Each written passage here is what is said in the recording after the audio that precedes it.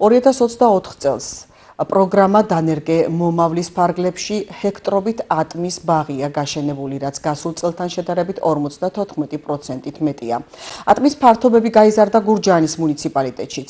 ფერმერთა განმარტებით ბოლო წლებში ეს კულტურა მომგებიანი გახდა, რასაც აღნიშნულ პროგრამასთან ერთად პროდუქციის ექსპორტზე გადანამაც შეუწყო ხელი.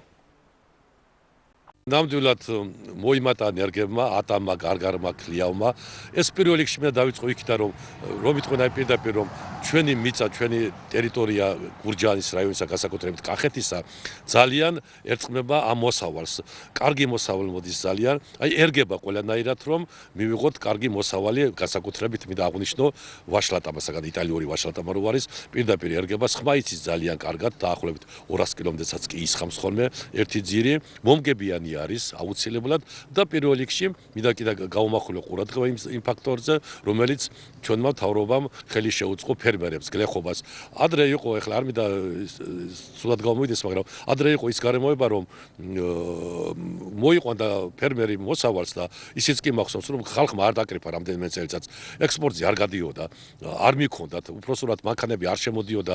დღეისათვის თუ თვალს გადავავალებთ, ექსპორტზე გადის ძალიან დიდი რაოდენობით, დაახლოებით ვფიქრობ, რომ 80% მაინც გადის ექსპორტზე, მინიმუმ შეიძლება მეტიც კი და გადის რუსეთში, უკრაინაში, სხვადასხვა ქვეყნებში უფრო მომთხოვნი არის უკრაინაში და რუსეთში ჩვენი მოსავალი და ეს განაპირობა იმად, რომ ფერმერმა გადაწყვიტა მეტი ატამი და მეტი გარგარი დარგოს. ხეხილმა უკვე გადააჭარბა მევენახეობას, ძირითადი კულტურა ჩვენთან ატამი, ვაშლატამა, დამატებითად ეხლა ბლები, ალუბლების რაღაცები, ალურჩებიც შენდება. თხილი, ნუში, ყველაფერი, მაგრამ თუ ყველაზე პოპულარული ჯერჯერობით ატმის ბაღი არის და ატამი და ეს ვაშლატამა არის ძირითადად, რო იტყვიან ძალიან ფეხი მოიჭიდა, რო იტყვიან დღესდღეობით ჩვენი მიწათმოქმედებისთვის და ეს განაპირობა ყველაფერი იმან, რომ ყურძნის ფასი არის, სიმართლე რო ვთქვათ, ყურძნის ფასი არის დაბალი.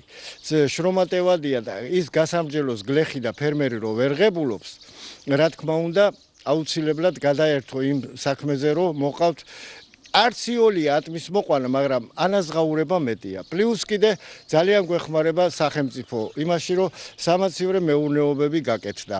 რეალიზაცია არ გვიჭირს.